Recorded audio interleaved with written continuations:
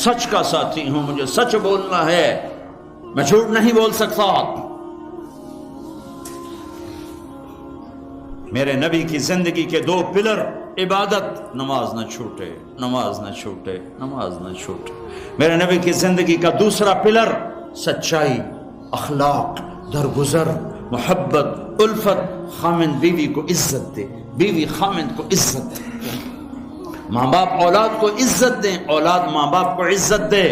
اپنے نبی، اگر اپنے گھروں کو جنت بنانا ہے تو نبی والے اخلاق سیکھو، اور نبی والے اخلاق کا ایک لفظ بتاؤں، وہ برداشت ہے، برداشت ہے، برداشت ہے، وہ صبر ہے، وہ صبر ہے، وہ صبر ہے۔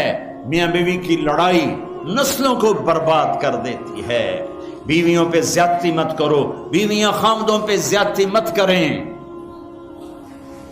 میرے نبی نے فرمایا بدترین ہے وہ انسان، ان انسانوں میں کوئی خیر نہیں جو عورتوں کو مارتے ہیں، اور عورت سے فرمایا جس سے اس کا خامد ناراض ہوا، کسی عذر شرعی کی وجہ سے، ظلم کی وجہ سے، عذر شرعی کی وجہ سے ناراض ہوا اور اس نے اسے راضی نہ کیا، تو اللہ کی ساری رحمتیں اس سے دور ہو جائیں گی۔ اپنے گھروں کو جنت بناؤ۔ گھر جنت پیسے سے نہیں بنتے، پاؤنڈ ڈالر سے نہیں بنتے، نبی والے اخلاق سے بنتے ہیں۔ ماں باپ کو عزت دو، بیوی خامند کو عزت دے، خامند بیوی کو عزت دے۔ کوئی ایک تپ جائے تو دوسرا چپ کر جائے، ایک چپ کرے تو دوسرا اس کو دیکھ کے چپ کر جائے۔ ساری لڑائیاں تو بول کی ہیں، سارے جھگڑے تو بول کے ہیں۔ ایک بات میری لے لو، ایک بات اگر گھروں کو جنت بنانا، ایک بات صرف کہ برداشت کرنا سیکھو، بولو مت۔ میری بیوی نے بےعزتی کر دی، میرے خامن نے میری بےعزتی کر دی، اللہ کی قسم ذلت میں عزت چھپی ہوئی ہے۔ دانے کو درخت بننے کے لیے مٹی میں چھپنا پڑتا ہے، مٹی میں ذلیل ہونا پڑتا ہے، پھر جا کر وہ درخت بنتا ہے۔ اگر تم لوگوں میں محبوب بننا ہے، تم چاہو کہ تمہاری بیوی تم سے محبت کرے، بیوی چاہے خامند مجھ سے محبت کرے، اولاد چاہے ماں باپ محبت کرے، ماں باپ چاہے اولاد محبت کرے، ایک دوسرے کو برداشت کرو، ایک دوسرے کو برداشت کرو، درگزر کرنا سیکھ لو۔ اور میرے حبیب کا فرمان، اے معاذ تمہیں سارے دین کا خلاصہ بتاؤں؟ کہا جی کیا؟ مجھے دیکھو، آپ نے کہا یہ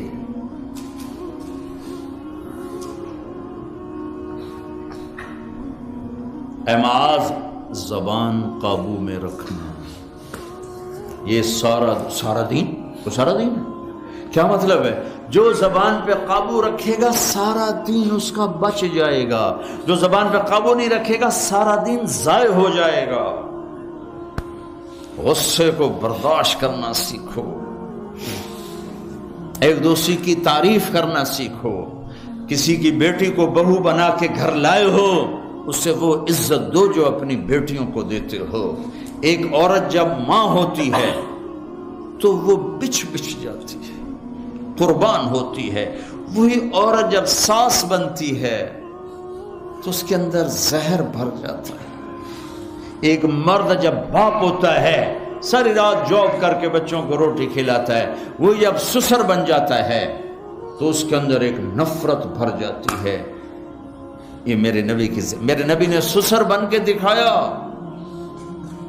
آپ اپنی بیٹی کے گھر آئے، فاطمہ پریشان، بیٹی کیا ہوا؟ کہ میری اور علی کی لڑائی ہو گئی۔ اچھا کدھر ہے علی؟ یہ نہیں پوچھا کیوں ہو گئی، بس کدھر ہے علی؟ کا یہ باہر چلے گئے۔ آپ پیچھے نکلے، ڈھونڈا، مسجد میں سوئے ہوئے تھے، ان کو اٹھایا، ابو تراب اٹھو، یہاں یہ لقب آپ کو ملا ہے۔ گھر میں آئے اور ایسے لیٹ گئے، ادھر علی کو لٹایا، ادھر فاطمہ کو لٹایا، علی کا ہاتھ اپنی ناف پہ رکھا، پھر علی کے ہاتھ پر فاطمہ کا ہاتھ رکھا اور ان کے اوپر اپنا ہاتھ رکھا، پھر فرمایا اب دونوں میرے سامنے کہو کہ ہماری صلح ہو گئی ہے۔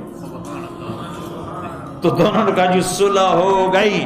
تو آپ باہر نکلے بڑے خوش خوش. صحابہ نے کہا یا رسول اللہ آپ تو بڑے خوش نظر آ رہے ہیں. کہ میں علی و فاطمہ کی صلح کرا کے آ رہا ہوں. یہ سسر کا کردار ہے, یہ سسرال کا کردار ہے.